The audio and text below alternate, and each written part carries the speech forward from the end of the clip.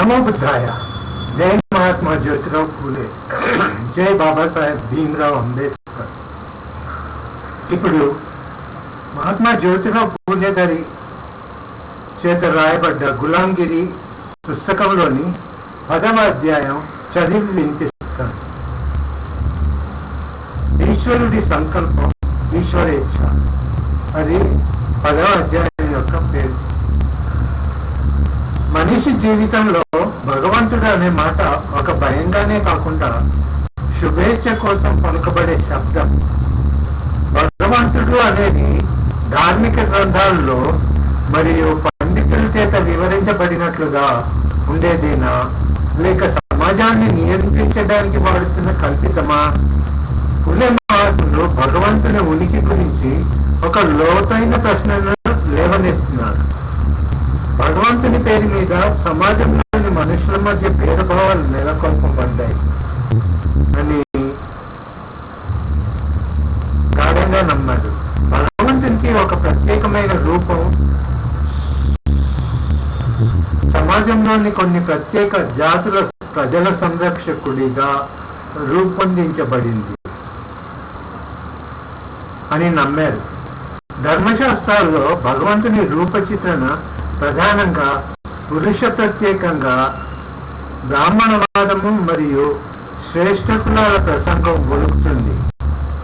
నిమ్న కులాల వారిని వారి కర్మలను అనుసరించి శిక్షించబడ్డము న్యాయం అన్నట్టుగా సమర్థించబడింది.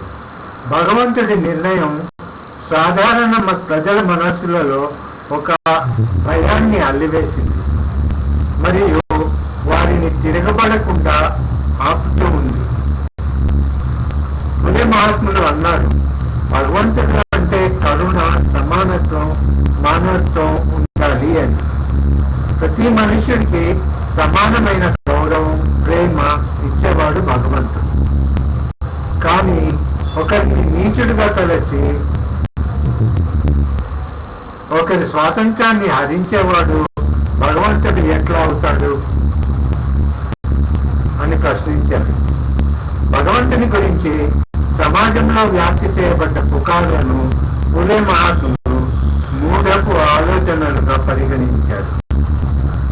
మనిషి స్వతంత్రుడు కావాలంటే మూఢపు ఆలోచనల బంధనాలను తెంచుకోవాలన్నారు.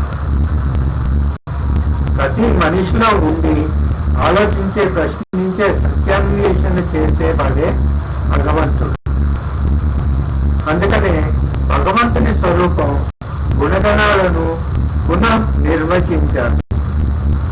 ధర్మం, అస్తిత్వం ఏవైతే మనిషిని స్వాతంత్రం, సమానత్వం వైపు తీసుకెళ్తాయో వాటిని నిశ్చితంగా పరీక్షించాలి అన్నాడు. భగవంతుడు అంటే భయం కాదు, ప్రేమ, న్యాయం ఉండాలి. అట్లయితేనే మనం బానిసత్వం నుండి బయటకు రాగలుగుతాం అన్నారు.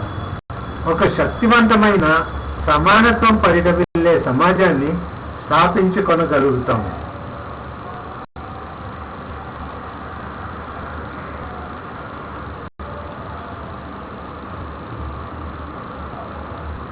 అన్నారు.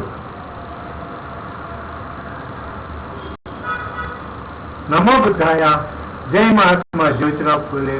జై బాబాసాహెబ్ భీమ్రావ్ అంబేద్కర్.